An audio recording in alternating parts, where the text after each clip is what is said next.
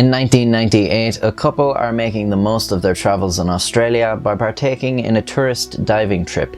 They take a boat out to the Great Barrier Reef, and after less than an hour of scuba diving, they re-emerge to take the boat back to shore. But the boat is not there, nor are any of the other passengers. The two divers are alone, floating in an infinite void under an empty sky. No one is coming to save them.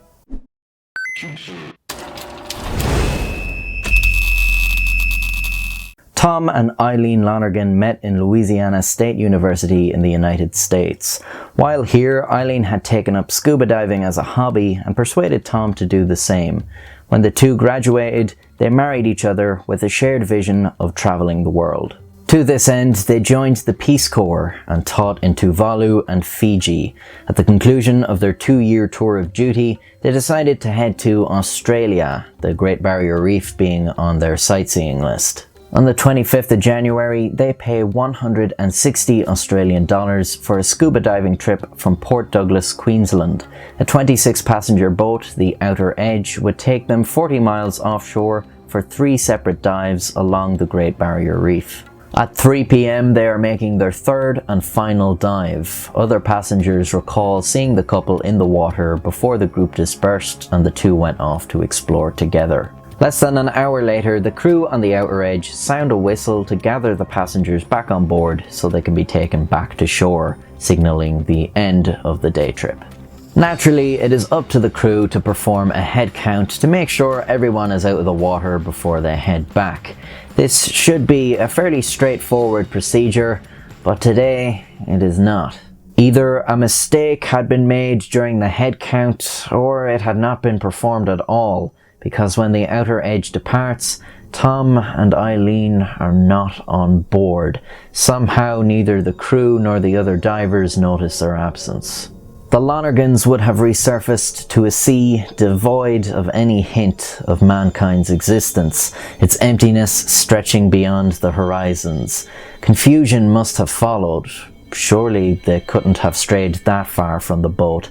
But as hours passed, alone under the blistering Australian sun, confusion gives way to panic. When the Outer Edge makes it back to shore, still no one realizes the group is missing 2 of its members.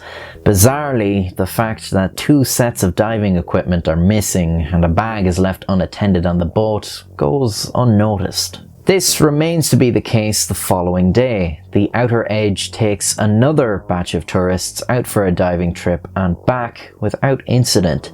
It is 2 days after the Lonergans' disappearance that someone finally registers that something has gone wrong. On the 27th of January, a crew member examines the forgotten bag on the dive boat. Inside, he finds the Lonergans' belongings, including wallets and passports. Tom and Eileen had been diving on the Outer Edge 2 days ago. If they had accidentally left the bag behind once they reached the shore, it seemed likely they would have made an attempt to recover it by now. The alarm is raised, and extensive sea and air searches are carried out over the next 3 days. Tom and Eileen Lonergan are never found. Theories as to what might have happened to them abound. It's possible they were attacked by sharks or simply died of dehydration, but some think the Lonergans may have played a role in their own disappearance. It's been suggested that they had purposefully staged their deaths and clambered aboard a nearby boat to begin new lives. It seems outlandish, and their bank accounts and life insurance policies remained untouched after their disappearance. Some think the couple may have committed suicide, or even murder-suicide. An examination of Tom's diary revealed some disturbing entries. An excerpt dated just 6 months before the trip read, "Like a student who has finished an exam, I feel that my life is complete and I am ready to die. As far as I can tell, from here my life can only get worse. It has peaked and it's all downhill from here until my funeral." Just 2 weeks before the trip, Eileen's diary had a similarly alarming entry. Tom hopes to die a quick and painless death, and he hopes it happens soon. Tom's not suicidal, but he's got a death wish that could lead him to what he desires, and I could get caught in that. As damning as the entries are, they have been dismissed by the few people who had access to the full diaries. The families, the coroner, and the police. They say that the leaked passages were taken out of context and the rest of the diaries are not indicative of an oncoming tragedy. In the months following their vanishing, more evidence would emerge that shines light on the most widely accepted sequence of events that occurred after the Lonergans were abandoned. In February, a wetsuit in Eileen's size washed ashore in North Queensland. Experts examined barnacles found growing on the wetsuit and estimated that it had been submerged since the 26th of January, the day after the couple had departed on the outer edge. The wetsuit was partially torn, although this was put down to contact with coral rather than an animal attack. In June, more diving gear was found washed up on the area's beaches. These items gave credence to the fears the wetsuit had elicited. Among them were dive jackets marked with Tom and Eileen's names.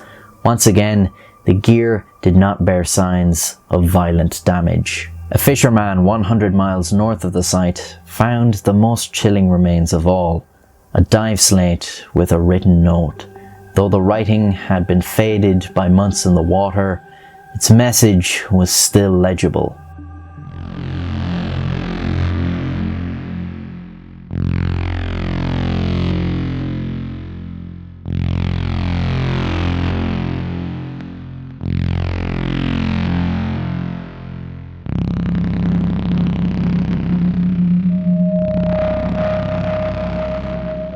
The handwriting was positively identified as Tom Lonergan's. From this evidence, it seems apparent the Lonergans survived a day in the open waters. Under the scorching sun, with no suitable water to drink, they would have begun to suffer severe dehydration. It's thought that this brought about a state of delirium, which led them to freeing themselves of their diving gear. Without the buoyancy provided by the diving gear, they would have soon tired of treading water and drowned. The skipper of the Outer Edge was charged with Tom and Eileen Lonergan's unlawful killing. He was found not guilty, but his company was fined for negligence and went out of business. Queensland's bustling dive industry suffered a major publicity scare, and the government enacted stricter regulations to make sure dive trips upheld a higher standard of head counts and maintaining dive logs. To this day, the Lonergans have never been found. There may always be suspicions surrounding the circumstances of their disappearance, but the unfortunate truth is, the most agonizing story seems the most likely.